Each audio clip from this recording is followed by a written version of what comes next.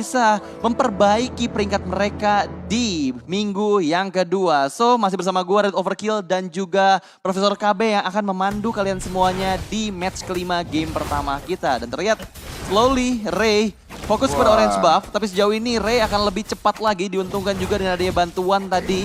Ya, dibantu ya. Iya, dibantu juga jadi sehingga lebih cepat pergerakannya ke arah purple buff. Dan yang pasti ini akan membuat pressure lebih besar lagi ke area bagian bawah dari arah Kisena. Mengingat dengan adanya keuntungan dari segi farming di area jungle, ini membuat pressure ke bagian XP lane bakal lebih besar lagi. Wah, ini untungnya Ziri sudah menyelesaikan wave untuk clear di early game. Sehingga hal tersebut membuat bagaimana kehadiran dari Okta tidak efektif untuk di early game-nya. Ya. Dan aku melihat bagaimana potensi dari GPX ini ketika dia berrotasi dengan menggunakan Varsha ya. Varsha-nya ini bisa jadi distraction agar nantinya dikiranya akan memberikan tekanan kepada gold lane, ternyata dia hadirnya ke arah XP lane. Iya, dan itu harus menjadi suatu PR juga dari GPX ya. Gimana mereka mengetahui dengan memberikan vision pastinya dari Kribo terutama. Tapi di bagian depan sana terkena efek stun, Kribo nggak bisa jet kundo ke arah Okta. Dan Oktanya kembali lagi ke lane-nya, membuat di bagian gold lane cukup kesulitan seperti dari RRQ, Sena Pranata dan juga Violence. Terkena efek pressure yang cukup berat dari seorang Watt. Oh, ini benar-benar harus dibantu sih dari serangan Oktanya. Karena Okta kalau sendiri dia bakal kesulitan banget untuk ngebukain map. Takutnya ketika dia rotasi dengan menggunakan Wings by Wings dan dia terkena efek knock up atau efek stun. Sehingga nanti Wings by Wings-nya bakal ke-stop. Dan rotasi yang bagus banget dari Finzi membukakan sebuah rotasi ke arah XP lane. Jadi akan ada pertemuan Grok, Varsha versus Yuzong dan juga Lunox di early game. Dan Kribo yang mungkin mendapatkan level 4 secepat itu.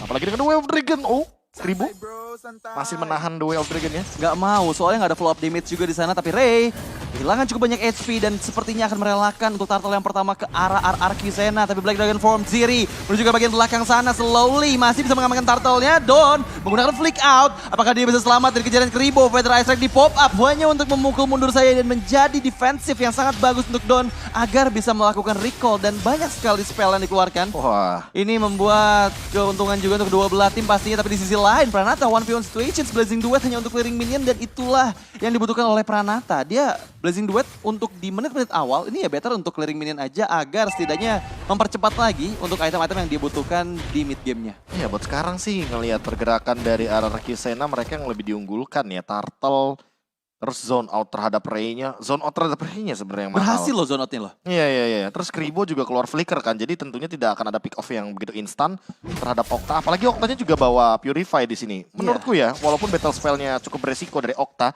karena dia menggunakan satu buah Magic Worship yang tentunya akan memperlama juga farming daripada seorang Varsha. Karena Varsha ketika menggunakan Mystery Shop dia akan lebih mudah untuk mendapatkan item. Iya. Tapi dengan Purify setidaknya dia bisa menghindari ganking-ganking yang beresiko dan itu menurutku bentuk respect terhadap serangan-serangan pick off dari GPX yang begitu banyak. Apalagi dengan Chow dan ditambah dengan Petrify dari Ziri dengan menggunakan Yuzong. Ya terutama karena nggak ada Digi sih, yang tadi sempat di-mention juga sama lu, Be. Dimana kalau ada Digi nih mungkin bisa aja player-player dari RRQ nggak perlu bawa Purify. Tapi ya balik lagi dengan Purify ini akan lebih mengamankan mereka lagi. Dan oke, 35 detik menuju ke arah turtle yang kedua. Ray masih cukup aman sejauh ini, permainannya benar-benar slow tempo untuk di game yang pertama. Nggak mau ada small mistake yang dilakukan juga. Ada 3 orang player yang hiding in the bus di area semak-semak tengah sana dari GPX. Okta mulai melihat juga ke bagian depan, hanya clearing minion, energy impact juga Curse of Crow dikeluarkan. Tapi ya sejauh ini aku masih belum melihat dari GPX bisa untuk cari celah mendapatkan minimal Pranatanya. Karena dari tadi 3 orang di bagian atas, tapi ya belum dapat momennya Kribo untuk bisa nge-pick off Pranata. Ada pencurian buff sepertinya. Oh no. Dari Ray yang tidak menggunakan retribution-nya dan kali ini akan ditukarkan dengan Turtle. Purple buff yang mungkin cukup mahal tapi Kribo tidak ada target di depan sana. Flicker pun sudah digunakan, Blazing Duet langsung jump in dengan Feather Ice Strike dan bahkan ada pergerakan first blood dari Pranata. Tidak bisa dihindari lagi bagaimana serangan yang dibuatkan oleh teman-teman dari RRQ Sena. Sementara itu Turtle akan ditukarkan karena slowly masih cooldown, masih 5 detik lagi sebelum adanya retribution selanjutnya. Iya, itu benar-benar bagus kalau aku lihat karena melihat Ziri pun langsung join ke team fight-nya. Kalau misalnya tadi nggak ada Black Dragon Form dari Ziri, ini RRQ Sena masih percaya diri menurut aku untuk maju lagi ke bagian depan mengingat semua playernya masih pegang spellnya. Dan ya untuk Turtle menjadi pertukaran dengan Purple Buff, ya mau nggak mau ya cari objektif sebagai kompensasinya. Dan untuk kali ini I'm of Bandit ke bagian depan sana, Kribo! Maka masih bisa kabur, masih cukup aman sejauh ini untuk mundur ke area belakang. Mengingat Kribo masih 70 detik lagi flickernya. Jadi kalau misalnya sampai dia sekali lagi bisa ketarik nih sama teman-teman dari RRQ Sena, ini akan membuat dirinya kehilangan nyawanya. Feather Ice Strike di bagian depan, Pranata berhasil melakukan pokingan damage ke area outer turret terlebih dahulu. Tapi Watchas dan juga flicker dari Dawn. Kribo masih bisa selamat dengan adanya Shunpo. Tapi ya mereka harus merelakan outer turret di area atas. Dan itu menjadi turret pertama yang berhasil dan juga oleh RRQ Sena. Ya itu sebuah gerakan yang mungkin tidak terduga-duga dari Dawn, apalagi dengan Watchas flickernya. Namun Kribo masih ada Shunpo untuk menghindari satu buah pergerakan dari sang batu, Grogdon. Yang tiba-tiba hadir dari bottom lane, dia bener-bener naik gunung ya ke arah top lane. Jauh banget. Dan bahkan Slowly-nya yang melakukan sebuah clear. Karena udah di atas menit yang kelima mungkin. Dan itu yang membuat Slowly bener-bener secara individual dia unggul banget ketimbang Ray. Walaupun Ray tadi sempat mendapatkan satu pertukaran turtle. Namun lagi dan lagi ya kita harus melihat bagaimana Ray yang kesulitan dengan perbedaan level dan benar-benar harus mengejar ketertinggalan, apalagi tadi sempat ada satu individual buff yang ternyata harus diambil oleh seorang Slowly. Iya. Perlahan-lahan sih kalau build up-nya dari gold nggak begitu beda jauh nih, Dit. Tapi bagaimana untuk dari Pranata yang farming dual lane ini loh yang nanti akan membuatkan sebuah skenario permainan yang berbeda oleh Karing Watt. Iya, kalau aku lihat sih ini benar-benar tipikal bermainnya sama sih. Mengingat dengan ada dua hero jungle yang tank-tank ini dari kedua belah tim, ini membuat tempo permainan benar-benar lama banget. Jadi mereka nggak perlu untuk terlalu terburu-buru di area early game-nya.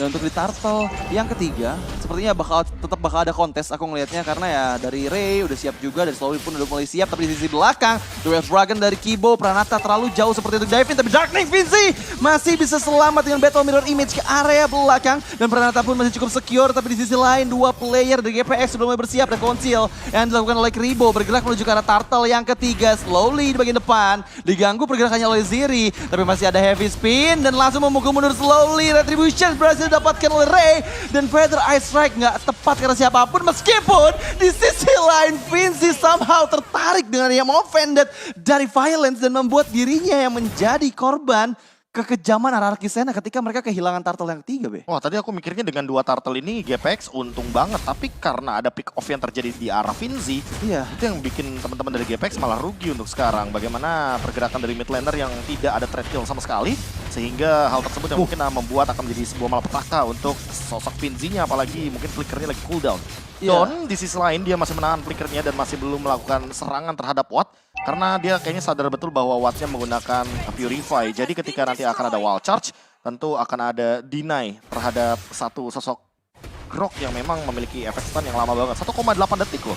Ditambah efek knock up-nya kan, itu yang ngebuat kerepotan banget. Tapi ya balik lagi, kalau misalnya ada Purify di tubuh Watt, ini bisa ada chance dibalikin malah Ada momennya. jawaban. Ya ada jawabannya juga, tapi sama offended Violence. Kena ke arah angin, belum tepat sasaran ke arah Ray. Meskipun kalau misalnya tadi sampai ke pick off itu Ray-nya, masih ada heavy spin di tubuh Ray. Dan The Wild Dragon karena Dawn, kena efek airborne dan langsung dieksekusi dengan begitu cepatnya oleh Ziri. Oke, poin kill pertama untuk GPX di menit yang ke-8. Cukup lama kita menantikan poin kill pertama yang akhirnya ada dari GPX. Dan mereka pun masih nggak beda terlalu jauh kalau menurut aku dari segi net worth-nya hanya beda 700 gold aja. Dan perlahan tapi pasti Watt di sisi jauh dari keberadaan Lord ini fokus untuk mendapatkan turret kedua untuk GPX. Iya, sama-sama mirror untuk dari area turret, bedanya ini adalah outer dan inner. Iya. Jadi menurutku di sini RRQ Sena tetap akan jauh lebih untung, apalagi dengan perbedaan dari Pranata dan juga mungkin dari Wattnya yang kali ini sudah mulai terlihat. Pranata akan dikejar dengan hadirnya Darkening Vinci, bahkan mengeluarkan flickernya. Petrify pun sudah dikeluarkan, Black Dragon Form juga sudah dikeluarkan. Kribo mencoba untuk men-zone out sedikit, memberikan sedikit informasi apa saja yang sudah digunakan oleh teman-teman dari RRQ Sena dan sepertinya akan disengage. Karena para buff akan muncul saat lagi sehingga Slowly mungkin yang lebih diunggulkan sekarang dengan level 12-nya akan mencoba untuk melakukan setup terlebih dahulu ketimbang nantinya GPX akan melakukan retake over terhadap Lordnya. Ya, yang pasti nunggu kehadiran Pranata terlebih dahulu sih. Ini bakal coba dikaiting-kaiting dulu aja. Mengingat Violence sudah siap juga nih untuk menggunakan ambush attack-nya, tapi Kribo looking for more ke arah belakang sana, mencari celahnya, digagalkan Jet Kundo dari seorang Kribo. Tapi Lord setengah HP tersisa 16.000 dan akan segera di-reset oleh RRQ Sena, nggak mau memaksakan Lordnya. Mengingat kehadiran Pranata yang masih membutuhkan stack terlebih dahulu. Jadi mencari momen lain, Kribo The Wave Dragon kira yang tepat. Sena apakah masih bisa ditumbangkan? I'm offended dibalikan keadaannya, Feather Ice Strike mendapatkan dua orang player. Dan bahkan hanya ada satu pertukaran dan triple kill dipegang oleh Okta. Oh my god. Combo dari Emo Bandit dan juga Federal Ice Strike RRQ Sena membuahkan hasil sangat maksimal dan ini merupakan chance yang bagus GPX bisa fokus ke area Lord yang pertama karena udah nggak akan ada lagi kontes dilakukan oleh GPX dan itu terjadi begitu cepatnya. Padahal tadi yang diinisiasi duluan Violence tapi dia dengan Emo Bandit malah ngebalikin 3 orang player yang ter-break off dari GPX. Iya, thanks to Don sih. Dia langsung menggunakan wall charge dengan cepat dan itu langsung menumbangkan bagaimana backliner yang dimiliki sama GPX.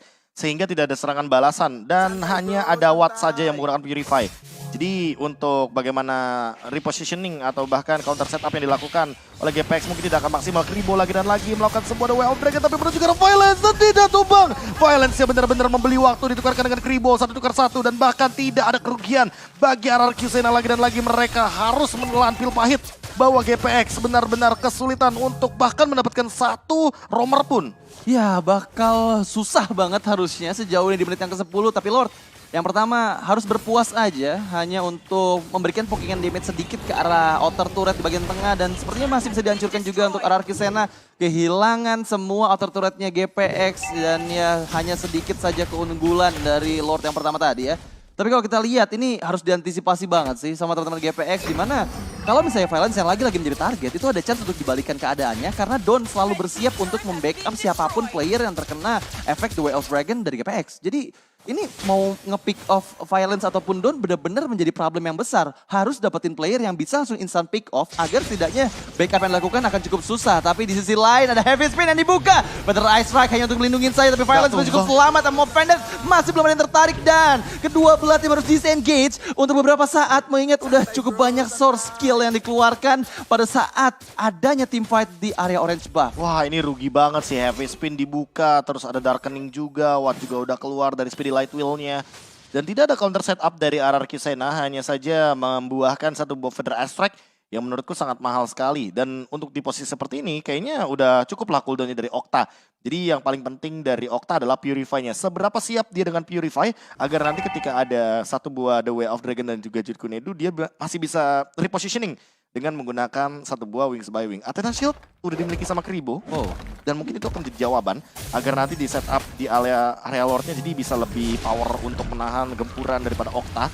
Cuma Don-nya ini sih yang bakal jadi PR karena dari tadi dia menjawab wall charge-nya dan dia udah punya Athena Shield. Jadi magical damage dari Vinzi tidak akan bisa maksimal ke arah Grok sang batu yang sangat luar biasa kuat di sini. Iya ini bakal susah sih buat bisa pick off Grok sih. Dan untuk saat ini ada 4 member dari RRQ Sena yang mulai bersiap juga di bagian tengah. Fokus ke inner turretnya. Semua inner turret dari GPX berhasil dihancurkan dan 20 detik menuju ke arah Lord yang kedua. Yang menurut aku ngeliatnya ini GPX masih ada chance sih buat bisa ngebalikin keadaannya ketika pada saat kontes Lord yang kedua nanti. Melihat dengan adanya cloud control dari Heavy Spin dan juga Jet Kundo dan The Way of Dragon pasti dari Kribo. Ini sih momen-momen penting di mana GPX kalau misalnya mereka bisa dapetin player backline, setidaknya Okta dulu yang menjadi target. Kribo ini bakal coba untuk di-engage di bagian depan sana. Kribo diketahui posisinya oleh Violence beradu pandang.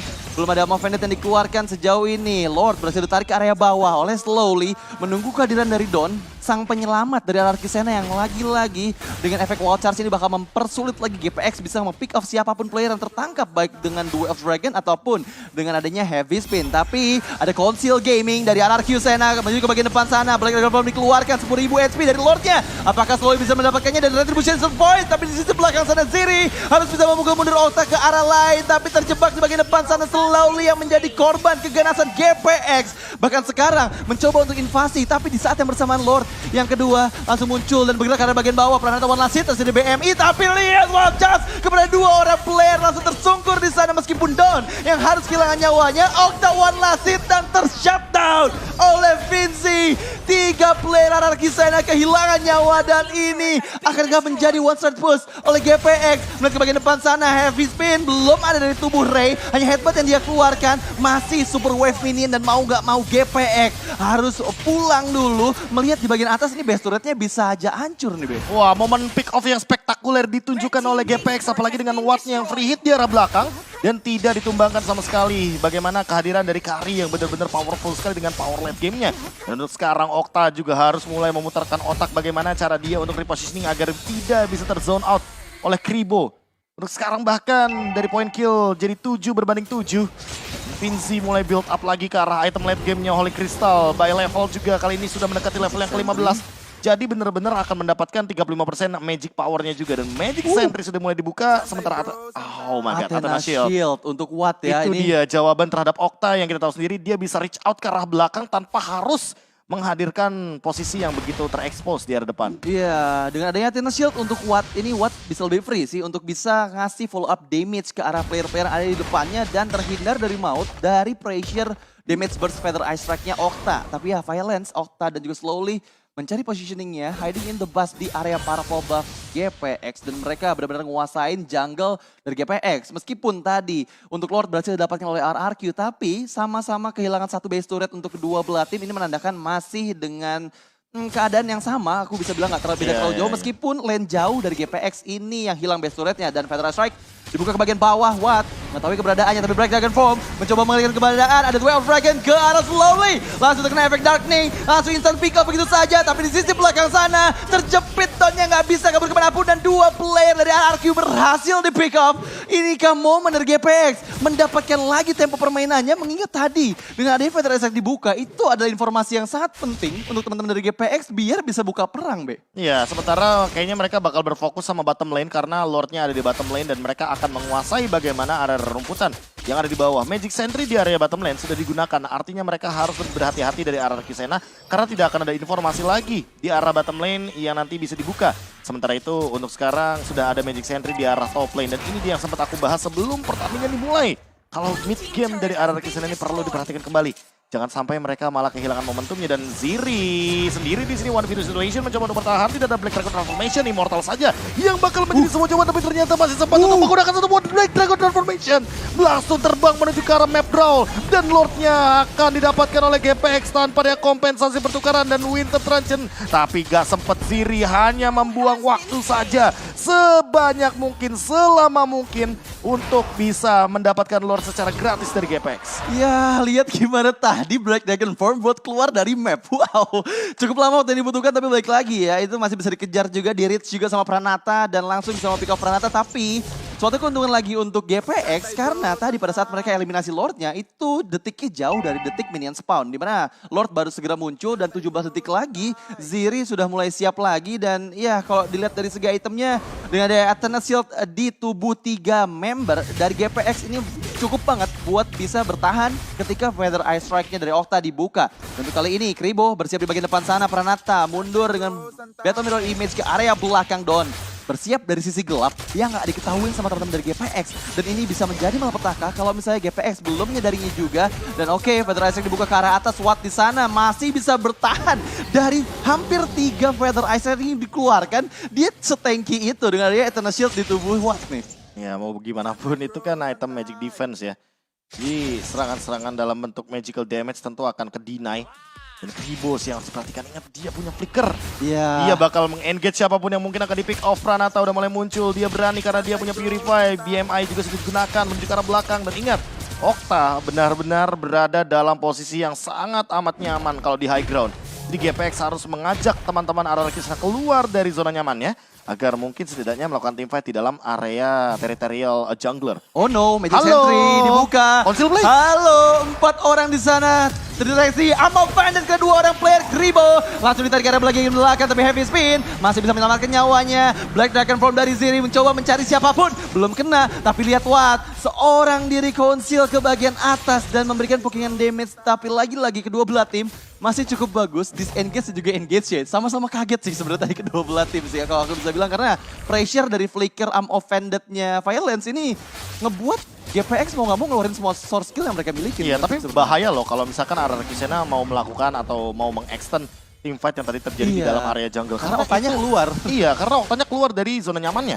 Dan itu sangat berbahaya sekali karena nanti bisa di zone out langsung. Apalagi ada Petrify dari Ziri yang bisa memicu bagaimana Purify. Satu-satunya escape ability daripada Okta. Iya. Buat sekarang Okta benar-benar dalam posisi yang sangat berbahaya sekali. Dia tidak boleh loh keluar dari area mungkin base-nya bahkan.